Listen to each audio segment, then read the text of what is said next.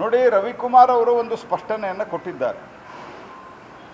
ನಾನು ಯಾವುದೇ ಅರ್ಥದಲ್ಲಿ ಹೇಳಿಲ್ಲ ಅಂತ ಹೇಳಿ. ಆದರೆ ಕಾಂಗ್ರೆಸ್ ಪಾರ್ಟಿ ಇದರಲ್ಲಿ ಏನು ಮಾಡ್ತಾ ಇದೆ, ಅವರು ಅಕಸ್ಮಾತ್ ಅದು ಅಂದ ತಪ್ಪಂತಂದರೆ FIR ಮಾಡಿದ್ದಾರೆ, ಎನ್ಕ್ವೈರಿ ಆಗಲಿ, ಒಮ್ಮೆಲೆ ಬಂಧಿಸಿ ಅವ್ರನ್ನ ಜೈಲಿಗೆ ಹಾಕಬೇಕಂತನ್ನುವಂಥದ್ದು ರೀತಿಯಲ್ಲಿ ಏನು ಇವತ್ತು ಕಾಂಗ್ರೆಸ್ ಪಾರ್ಟಿ ಸ್ಟೇಟ್ಮೆಂಟು ಮತ್ತು ಒತ್ತಾಯ ಮಾಡ್ತಾ ಇದೆ.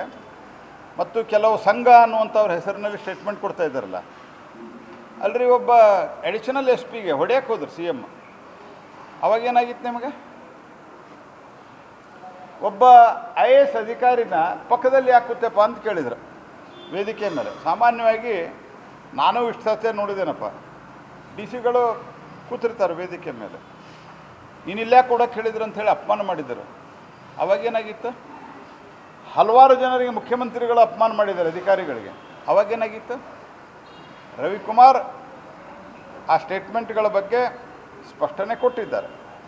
ಟೀಕ ಅವರು ಹೇಳಿದ್ದು ತಪ್ಪು ಅಂತಾದರೆ ಎನ್ಕ್ವೈರಿ ಆಗಲಿ, FIR ಆಗಲಿ, ಅದೇನೋ FIR ಆಗಿದೆ, ಅದರದ್ದು FSL ಇತ್ಯಾದಿ ಆಗಲಿ, ತರಾತುರಿಯಲ್ಲಿ ಬಂಧಿಸಬೇಕು ಅಂಥೇಳಿ ಈ ಎಲ್ಲ ವಿಷಯಗಳನ್ನು ನಾನೇನು ಹೇಳಿದ್ನಲ್ಲ, ಈಗ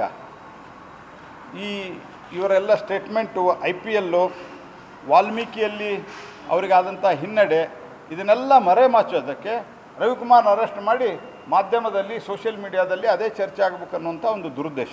ಸರ್, RSS ಬ್ಯಾನ್ ಮಾಡ್ತೀವಿ ಅಂತ ಪ್ರಿಯಾಂಕ್ ಖರ್ಗೆ ಹೇಳಿದ್ದಾರೆ ಸರ್, ಭಾಳ ದೊಡ್ಡ ಮಟ್ಟದಲ್ಲಿ. ನಾವು ಮತ್ತೆ ಅಧಿಕಾರಕ್ಕೆ ಬಂದರೆ RSS ಬ್ಯಾನ್ ಮಾಡ್ತೀವಿ ಅನ್ನೋಂಥ ಮಾತನ್ನು ಹೇಳಿದ್ದಾರೆ. 2 ಬಾರಿ RSS ಬ್ಯಾನ್ ಮಾಡಲಾಗಿತ್ತು, ಅವ್ರು ಕೈಕಾಲು ಹಿಡಿದ್ರು ಅನ್ನೋಂಥ ಮಾತನ್ನು ಹೇಳಿದ್ದಾರೆ. ನೋಡ್ರಿ, ಮೊದಲನೇದಾಗಿ ಇವರ ಅಂದರೆ ಖರ್ಗೆ ಅವರ, ದೊಡ್ಡ ಖರ್ಗೆ ಅವರ ಲೀಡರ್ ಆದಂಥ ರಾಹುಲ್ ಗಾಂಧಿ, ಅವರ ಅಜ್ಜಿ, ಅವರ ಮುತ್ತಾತ, ಇವರೆಲ್ಲ ಪ್ರಯತ್ನ ಮಾಡಿದರು. ಪ್ರಯತ್ನ ಮಾಡಿದ ನಂತರ ಅವರು ವಿಫಲರಾದರು. ಯಾರೂ ಬ್ಯಾನನ್ನು ಹಿಂದೆ ತೆಗೆದಿಲ್ಲ, ಸರ್ಕಾರ ಹಿಂದೆ ತೆಗೆದಿಲ್ಲ ಬ್ಯಾನ್. 75ರಲ್ಲಿ ಬ್ಯಾನ್ ಆದಾಗ ಇವರು ಸರ್ಕಾರವೇ ಹೋಯಿತು. ಮತ್ತು ಅದಕ್ಕಿಂತ ಮೊದಲ ನೆಹರು ಅವರು ಬ್ಯಾನ್ ಮಾಡಿದಂಥ ಸಂದರ್ಭದಲ್ಲಿ ಇದು ಆದ ನಂತರ ಒಂದು ಆಯೋಗ ರಚನೆ ಮಾಡಬೇಕಾಗ್ತದೆ. ಬ್ಯಾನ್ ಆದ ನಂತರ ಆ ಆಯೋಗದಲ್ಲಿ ಯಾವುದೇ ರೀತಿಯಾದಂಥ ಪ್ರೂಫ್ ಇಲ್ಲ ಅಂತ ಅನ್ನೋ ಕಾರಣಕ್ಕಾಗಿ ತೆಗೆದಿದ್ದಾರೆ. ಖರ್ಗೆ ಅವರಿಗೆ ತಮಗೆ ಎಷ್ಟು ಬೇಕಷ್ಟು ಓದಿದ್ದನ್ನು ಹೇಳ್ತಾರೆ ಅವರು.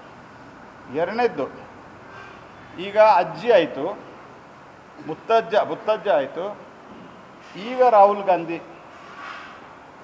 ಇವರು ಯಾರೂ ಏನೂ ಮಾಡೋಕ್ಕಾಗಲ್ಲ, ನಮ್ಮನ್ನೆಲ್ಲ ಬಂಧಿಸಿಬಿದ್ರು, ಎಲ್ಲ ಮಾಡಿದರು, ಎಲ್ಲವೂ ಆಗಿದೆ.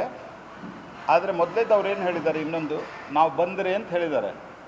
ಜೀವನದ ಇನ್ನು ಭವಿಷ್ಯದಲ್ಲಿ ಕಾಂಗ್ರೆಸ್ ಪಾರ್ಟಿ ದೇಶದಲ್ಲಿ ಅಧಿಕಾರಕ್ಕೆ ಬರೋದಿಲ್ಲ. ಹೀಗಾಗಿ ಅವರು ಹಗಲು ಕನಸು ಕಾಡ್ಕೊಂಡು ಆನಂದ ಪಡ್ತಿರಲಿ. RSS 100 ವರ್ಷಗಳನ್ನು ಪೂರೈಸ್ತಾ ಇದೆ, ಅದು ಬೆಳೀತಾ ಹೋಗ್ತದೆ. ಮತ್ತು ಐಡಿಯಾಲಜಿಯನ್ನು, ನಿಮ್ಮ ಈ ಲೆಫ್ಟಿಸ್ಟ್ ಐಡಿಯಾಲಜಿ ಏನಿದೆ ಅಲ್ಲ, ಇದನ್ನು ಜನ ತಿರಸ್ಕಾರ ಮಾಡಿದ್ದಾರೆ. People have rejected through out the world. ಈ ವಿಚಾರ, ನಿಮ್ಮ ವಿಚಾರಧಾರೆಯನ್ನು ನಿರಾಕರಣೆ ಮಾಡಿದ್ದಾರೆ. ಜಗತ್ತಿನ ಮತ್ತು ದೇಶದ ಜನ ಭಾರತೀಯ ಜನತಾ ಪಾರ್ಟಿ ನಮ್ಮ ವಿಚಾರ ಪರಿವಾರದ ವಿಚಾರಧಾರೆಯನ್ನು ಒಪ್ಕೊಂಡಿದ್ದಾರೆ. ನೀವೆಂದೂ ಅಧಿಕಾರಕ್ಕೆ ಬರಲ್ಲ, ನೀವೇನು ಚಿಂತೆ ಮಾಡಬೇಡ್ರಿ, ನೀವು ಇದೇ ಸರ್ತೆ ಏನೋ ಅಧಿಕೃತ ವಿರೋಧ ಪಕ್ಷ ಆಗಿದ್ದೇ ನಿಮ್ಮ ದೊಡ್ಡ ಪುಣ್ಯ.